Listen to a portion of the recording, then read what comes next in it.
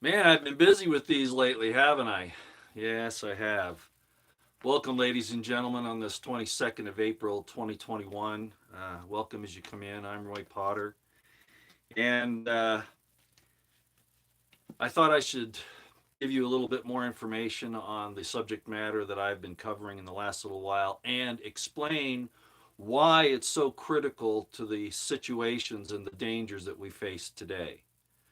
So that's the real reason why I decided to come on this morning. I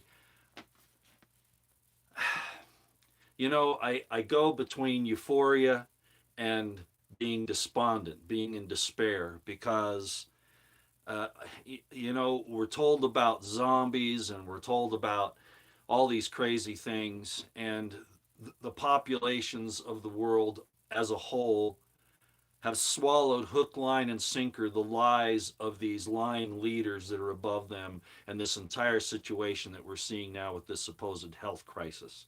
And I have to be careful about how I word my statements, how I make those statements. So I've seen a lot of consternation, and people have come on and said, "Well, I have to unfollow you now because I can't go along with how you feel about Paul, or I can't go along with your understanding of Scripture, or you've actually studied yourself into a state of ruin." And all I can do is laugh, because they're doing the same thing that all the crazy mask people are doing out there. They're falling in line with the status quo, with what the leaders want them to do, what the leaders want them to believe. And it hurts my feelings, but I feel no responsibility for their doing that. They're taking it on their own. Mrs. Cat, thank you for being here. I always appreciate you helping me to keep my room clean, and any of the other mods that may show up, because I never announce that I'm going to do this, right? Before I get started, in case I lose you, in the description box below is a link to a short 15-minute presentation on Dr. Eisenman's a portion of Dr. Robert Eisenman's, Professor Robert Eisenman's work at Qumran and the Dead Sea Scrolls, early Christianity, and what that's all about. Thank you again, Ms. Cat. This is a very difficult subject because you have to unlearn so much that you think you knew, because you've been given misinformation for 2,000 years, and people taking advantage of that so that you wouldn't strike back when they're coming after you and your family. They want you to think that it's wrong for you to defend yourselves, that Jesus wouldn't do that. And there couldn't be anything further from the truth. That's why understanding what really happened in the first century and at Qumran with the Dead Sea Scrolls and with James and those apostles and what Paul was up to is so terribly important. The Copper Scroll, very good. Somebody knows about a lot of these things. Good for you. The Copper Scroll, yes. Now, please, I'm going to try to not make this long today because I want you to go see the 15-minute video in the description box. It's very, very important that you see this. Dr. Eisenman is not a flimsy archaeologist researcher. He is not. He is so detailed, he'll drive you insane because of his detail. Okay? He's an idiot savant in some ways. He really wouldn't want me calling him that. And I only say that not because he doesn't have a well-rounded understanding of the entire world and of life and all that, but because he is so concentrated on that area that all else just pales in comparison. He's a good one. Let me put it that way. Okay, he's a good one. All right. So again, please go view that when we're done here. I also put it up on Twitter. For those of you who have Twitter, I tweeted it out maybe an hour ago or something like that. And I think it's very important. Now, the other part of that is some people are telling me that they're getting this book right here. They're getting it. Let me caution you that this is a lot harder to understand than his other book, Jesus, or James, the brother of Jesus. This is okay to get. I think that's great that you are. To have it in your collection is definitely a good thing. But it's a lot harder to read as far as I'm concerned. So it might be better for you to go on Amazon, look up Robert Eisenman, okay? Robert Eisenman.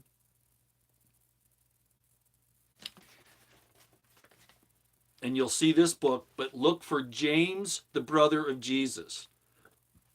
In my estimation, it's a much easier book to understand, and it's going to be chock full of so much information it'll make your head spin. But he's not doing that to confuse you. He's trying to give you all the information that's so that you can actually make an informed and educated decision on these matters. Okay, so this is a great book. But if you go by his first book that you want to get, I mean, Uncovering the Dead Sea Scrolls is a great one. But if you want to understand the whole concept of the James, Paul, and Dead Sea Scroll, early Christianity, New Testament situation, James, the brother of Jesus, is the one you want to get. Okay, if you have this one, great. But I wouldn't start with this one. If you've got it now, that's okay. Go ahead and read it, but understand that this was almost like a sequel.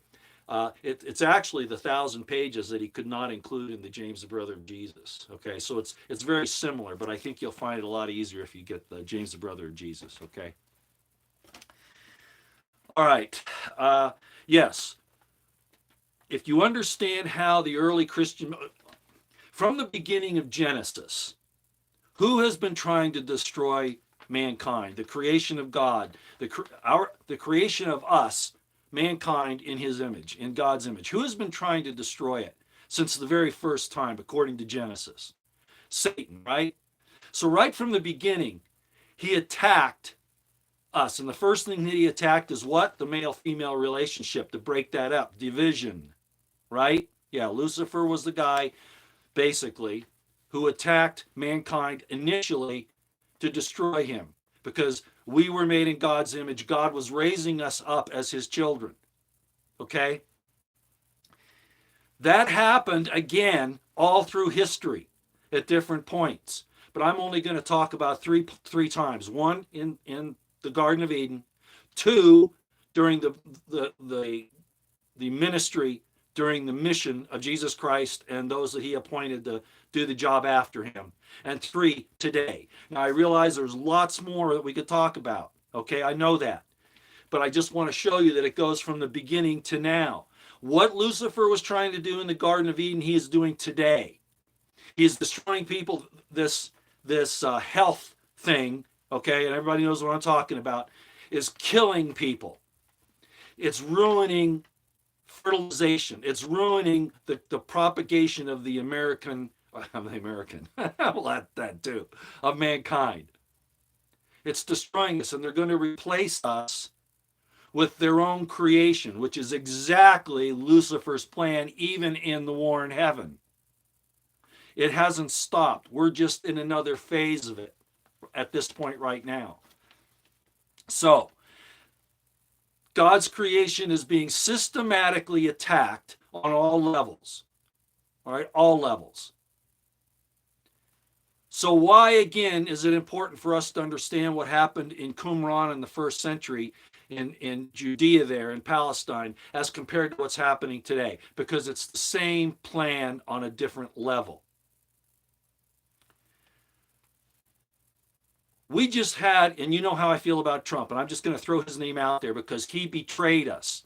He came in pretending to be a friend, a champion. He said all the right things during his campaigning, except one of the ones I didn't care for was when he put up the LGBTQ flag. Then I kind of know, this isn't going where he's trying to pretend it's going. He really showed his colors, no pun intended, early on. But he made all these promises, right? He had been this Democrat before. He had been this liberal before.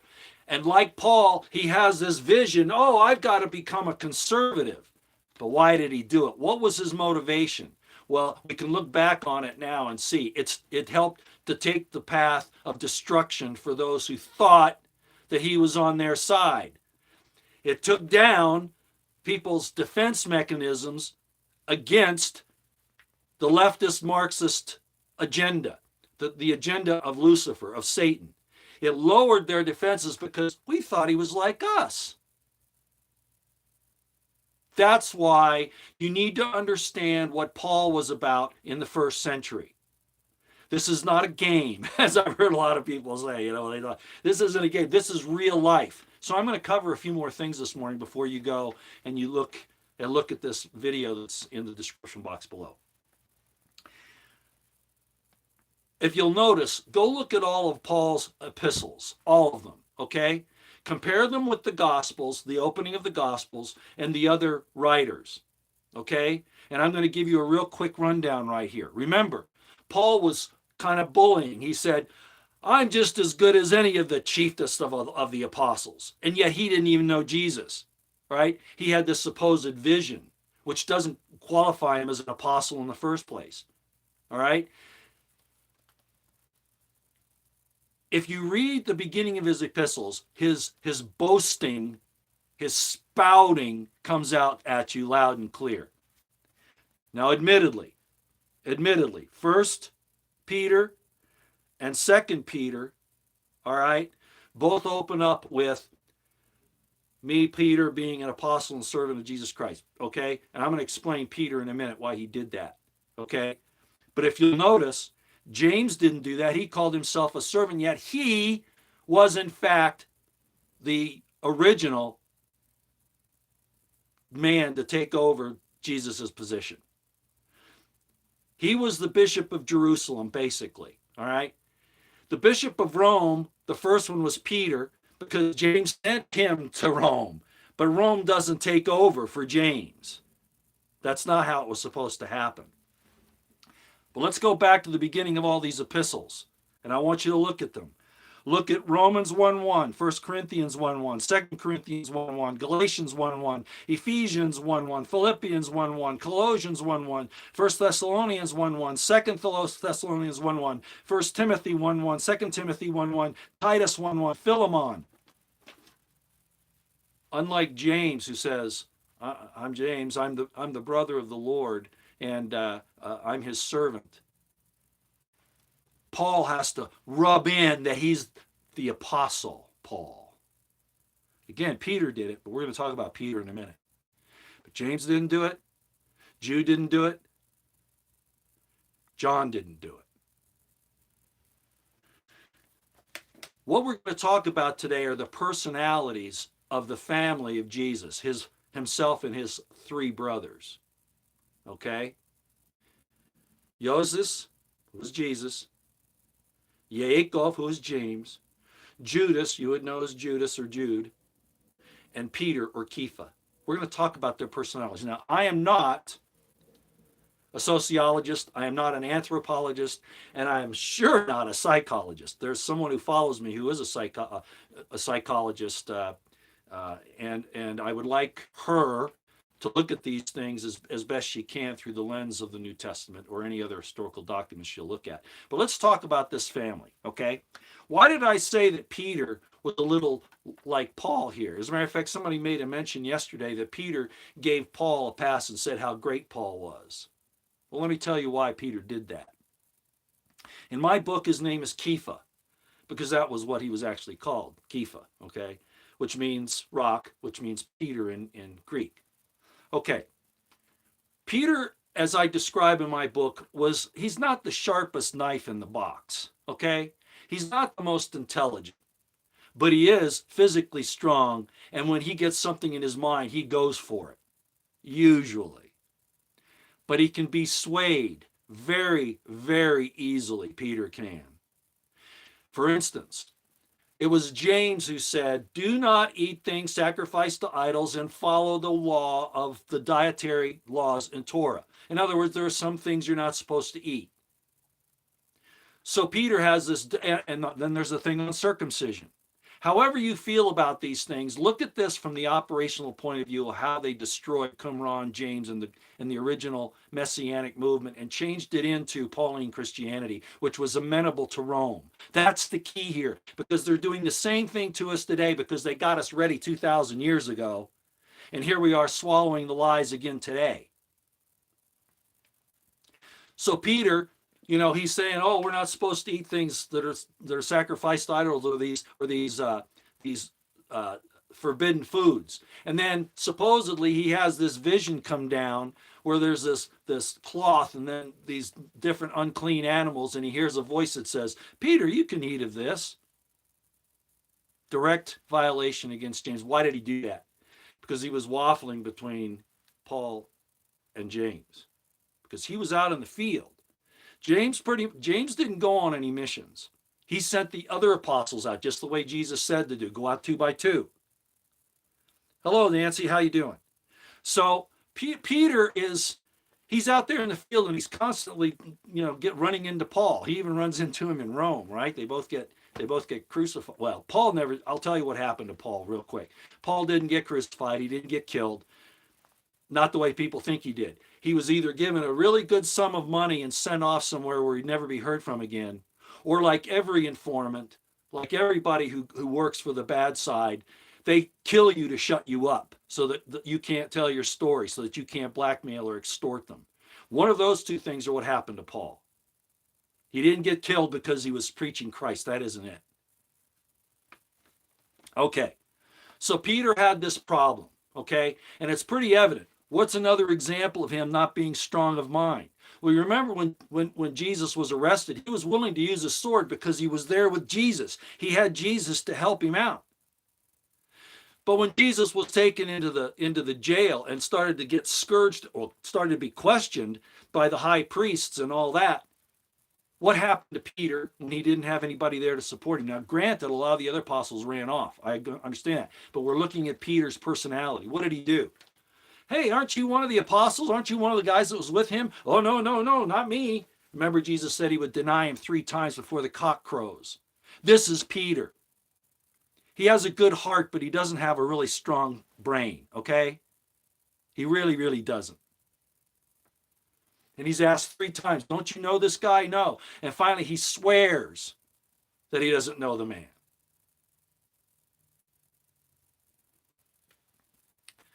That's an example of Peter's personality, his character. He can be strong, but he's not the sharpest knife in the box. Let's go to James. James is extremely intelligent.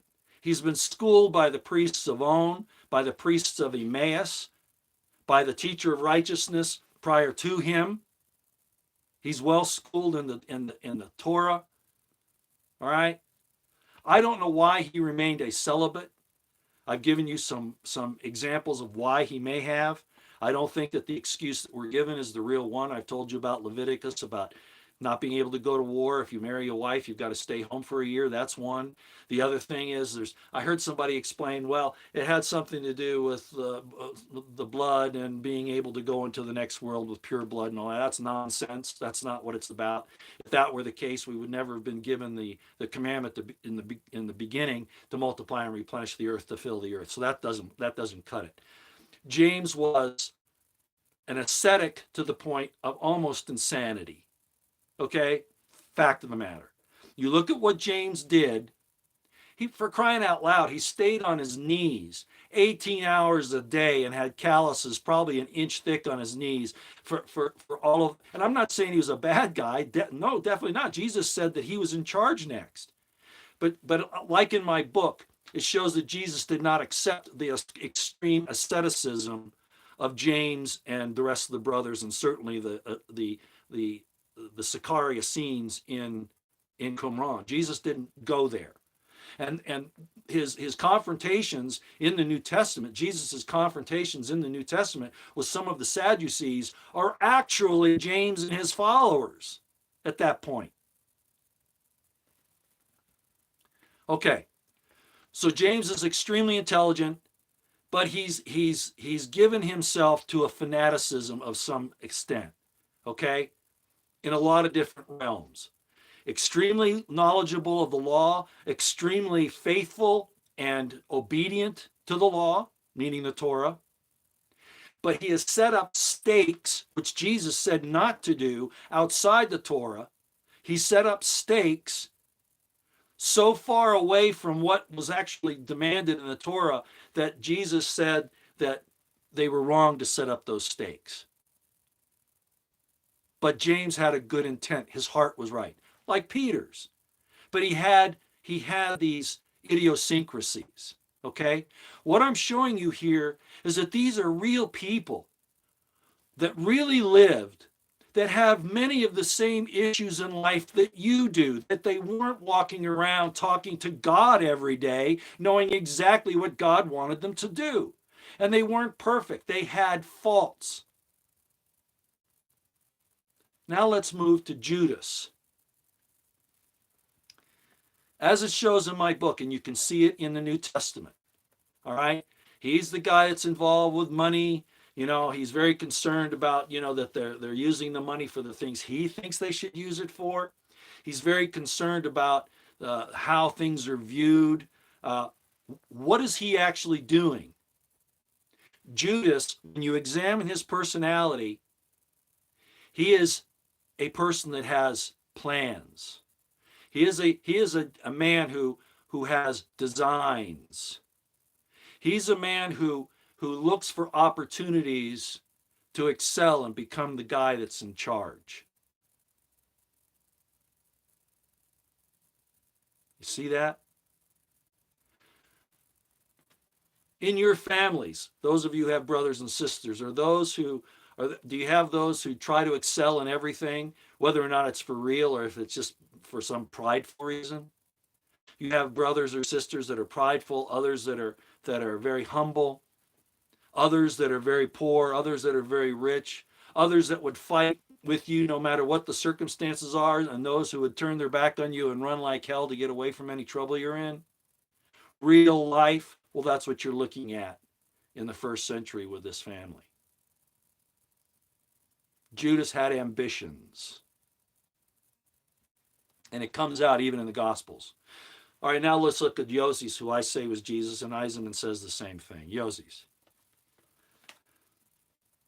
We don't know a lot about him actually outside, like we don't see things on Judas and on James the way we do in Josephus and some of the other writings.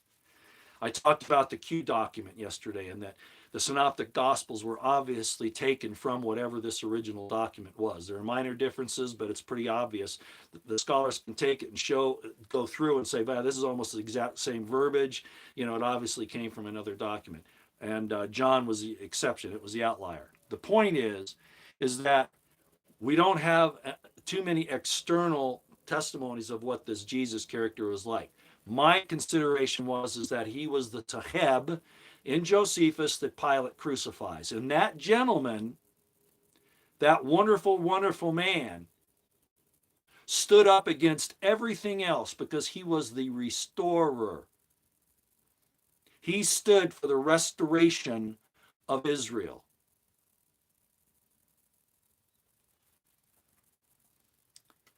And he stood by himself. He stood on principle even though he stood alone. Even his family, apparently, as we now know, of course, I just explained a lot of that, gave him some troubles, and it's in my book.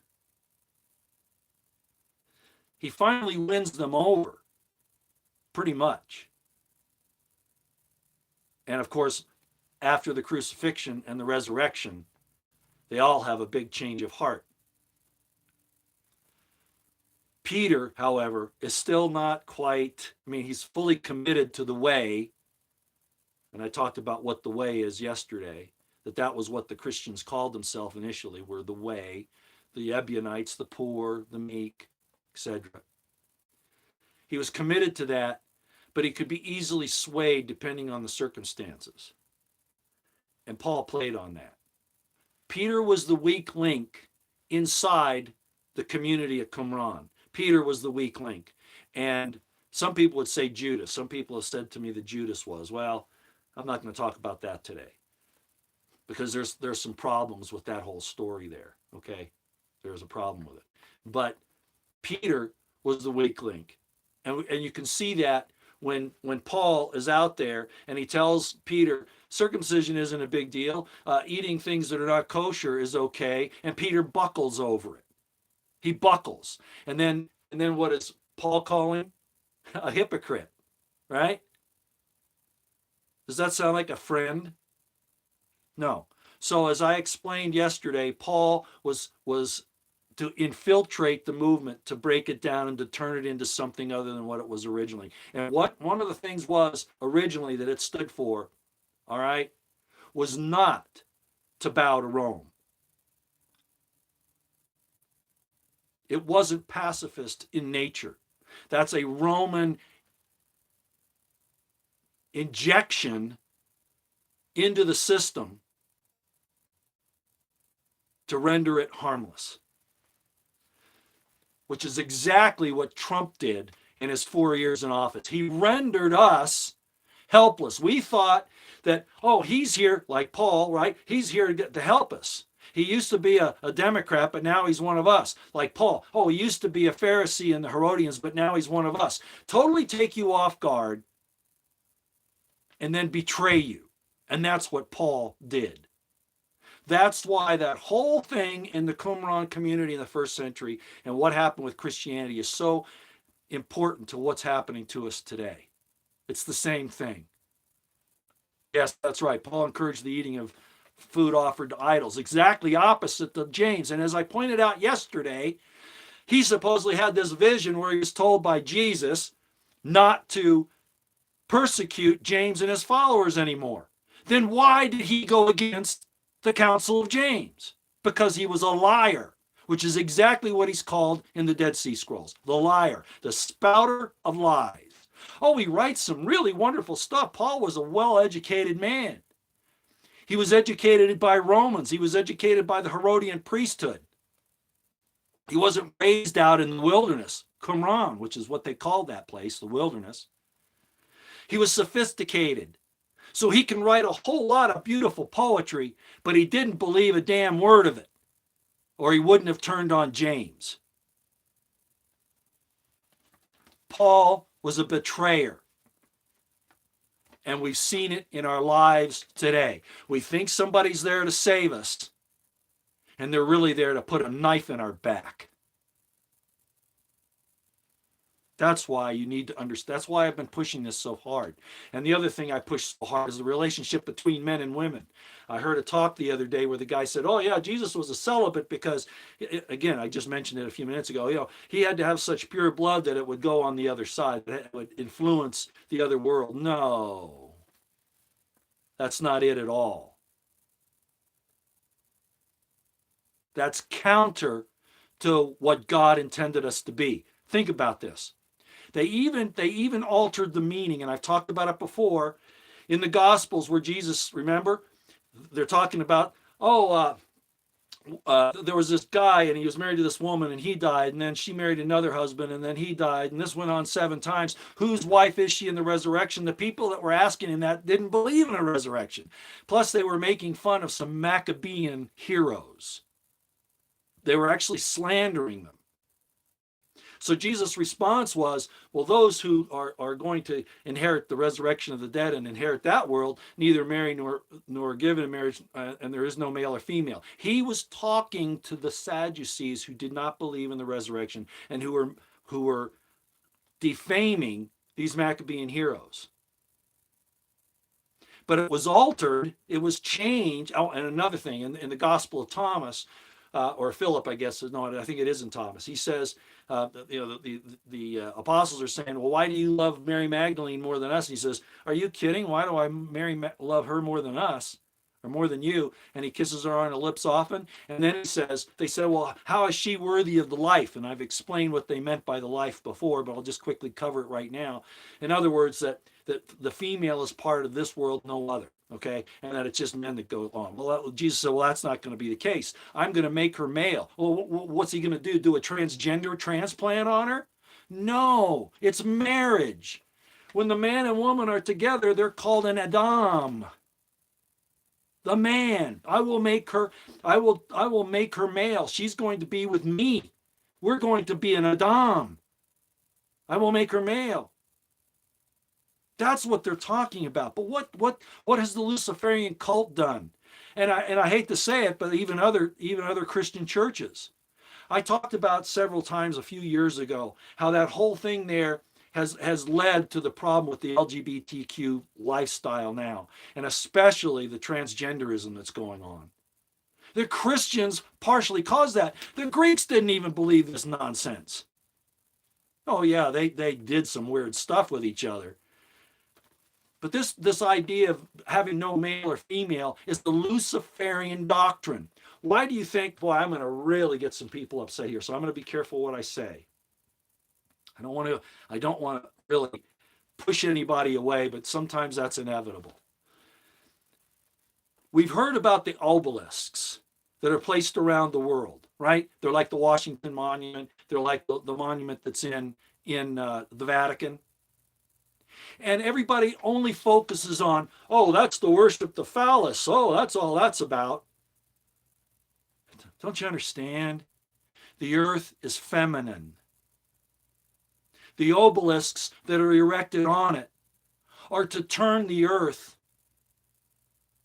into an androgynous thing, like the Luciferians are trying to do to mankind now. Their worship is, there is no male or female. There is no sex, because God ordained it and they want to destroy it. So they're turning the earth, which is feminine. They're taking Jesus' thing saying, well, I will make her male. They're taking that to the extreme Luciferian doctrine of androgyny. There is no sex. There is no male. There is no female. You must, no, I'm not a Gnostic believer. Sherry, that's not true at all. It's in the New Testament. It's in the Torah. It's written in your heart and mind if you look at it.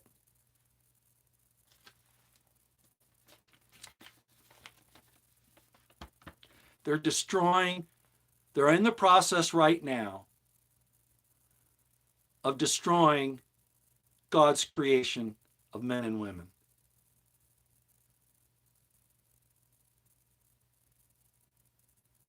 Men who have created this artificial intelligence. It's the creation of man, whether or not they're being helped by beings from another dimension, evil ones. They are worshiping the workmanship of their own hands. They're going to worship this AI that will bring them eternal life. And they're going to destroy the sexes in the process. Do you not see? That's where we are. This is the end. This is the final act of what was started in Genesis with the serpent trying to divide Adam and Eve and destroy their progeny. Do you not see that this is it? Science has become a religion. It used to be that science said, okay, we'll handle the things in the material world. The spiritual side, the church will stay there. Well, now science has become both the religion and the material study. And I put out a thing on Twitter today from Professor John Lennox at Oxford, where he gave a talk about why he believes in God. And he's a scientist. Go on Twitter there if you'd like to see it. It's on my Twitter line. John Lennox gives a talk. It's only 15 minutes long. This whole thing that's going on, believe the science, believe the science. Science was never something you believe. It was about skepticism. You doubt everything until you can prove it, which is exactly what Descartes did. Robert Eisenman makes a big deal about that in his lectures. So we're at the point right now where we can't depend on these traitors and betrayers that have been put up to us as saviors of some sort, or that they're joining us and that they're part of us. They can pretend to be our best friends, and they're going to rat you out. How do you defend against that? It's tough. It goes back to by their fruits you shall know them. And one of the things you got to realize is when a guy's been in the pornography industry, has gone out with people like Epstein and what's that producer's name? They were good friends, actually. Trump was a good friend with Harvey Weinstein. People like that. They weren't just rubbing elbows at social events. These people knew each other. Trump talked about how good the Clintons are. He didn't have to say that. He could just say something else, but he said they are good people. He was like that, and then suddenly he's going to become Christ-like? Well, that's the same thing with Paul. Paul was out there killing men, women, and children, and then suddenly he has a change of heart, which he really doesn't, because the fruits later showed that he didn't. He didn't follow James. He didn't stop persecuting him. And James' followers knew it, and that's why they threw him out of the temple. Paul, I mean, when they threw Paul out, because they knew he was a liar. He was teaching something out in the diaspora that he wasn't supposed to, and he got caught. Just the way Trump should be caught by you guys. And I'm not saying Biden's good. Biden's an evil, evil, evil serpent. It's eaten his mind away, and now he's just a useful tool. America was suckered probably early on. Okay, we can talk about all the things, how Washington, D.C. was built and all that kind of stuff, and I'm aware of that. But we have to grow up and we have to realize Trump's God is Apollo. Yeah, well, he thinks he is Apollo, actually. He actually thinks he is Apollo. We have to grow up and we have to realize we've been taught 2,000 years of pacification, that it's wrong to hold Rome responsible for its terrorizing the people, that we need to submit to it, that it's okay to do evil things because God's going to forgive us for it in the end if on our deathbed we claim Jesus Christ as our Savior. That's not how James says it works. And Paul knew it, and Paul had to destroy it because they were fighting the evil Roman Empire. Okay.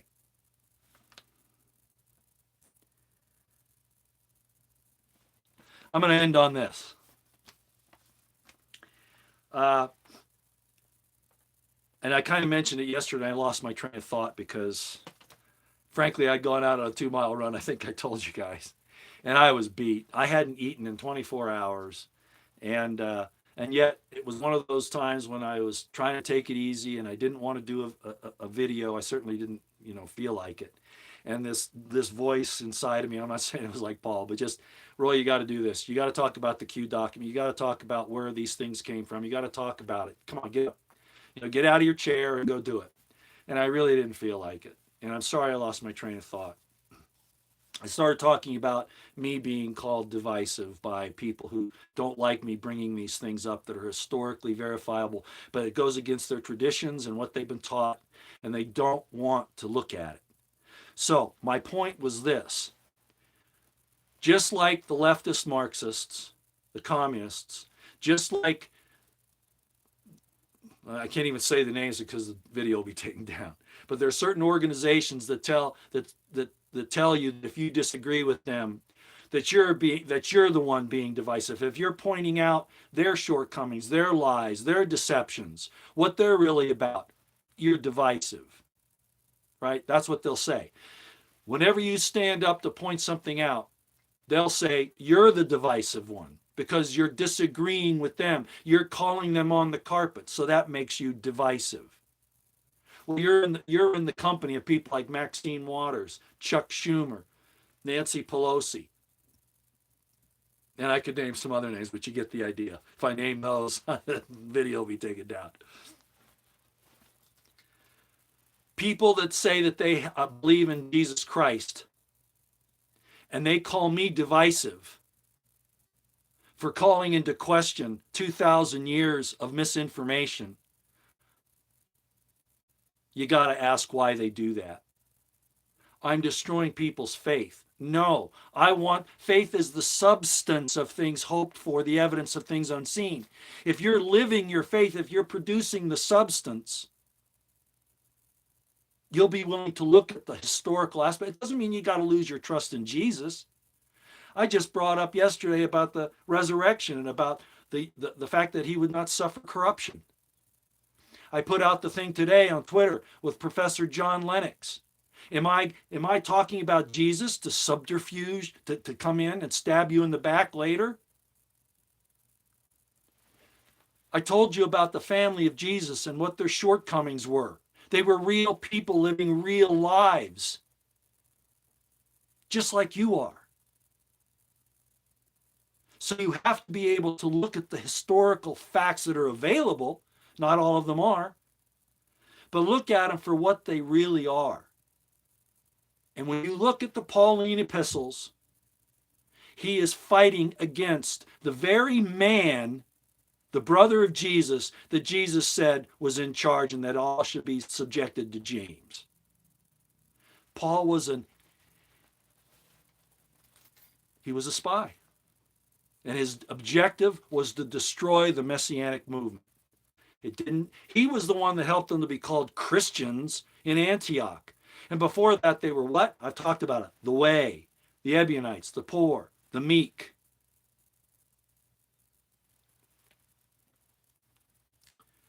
Okay. Yeah, Paul was the DJT of Jesus' time, pretty much. Pretty much. I called him the serpent in the garden the other day. He's a type and shadow of the serpent in the garden. Pretend to be a friend. Oh, I'm going to tell you the truth of the matter. What did he even said this? He said, be wary of those who depart from the faith that was originally given to the saints. Well, now wait a minute, folks. Who originally delivered the faith to the saints? Jesus and James, not Paul. But he's talking about himself. I'm the one that's delivering you the original faith. Sound familiar? Garden of Eden. So, we need to open our eyes. It's time for us to grow up. It's time for us to realize that we're not going to deserve salvation. This is going to tick off some Christians. Just hear me out here for a minute. We're not going to deserve salvation if we don't hunger and thirst for righteousness, for the truth. Jesus said, blessed are those who hunger and thirst after righteousness. If you don't have that, you're going to get a salvation of some sort, but you're not going to receive all that the Father has. Frankly, myself, I'll tell you what I would consider to be my salvation. Yeah, of course, I trust Jesus, but I'll tell you what.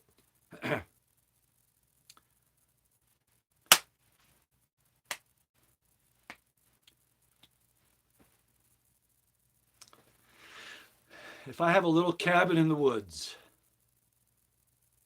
or a little beach house on the ocean, and I've got my wife and kids there, that's all I ask for.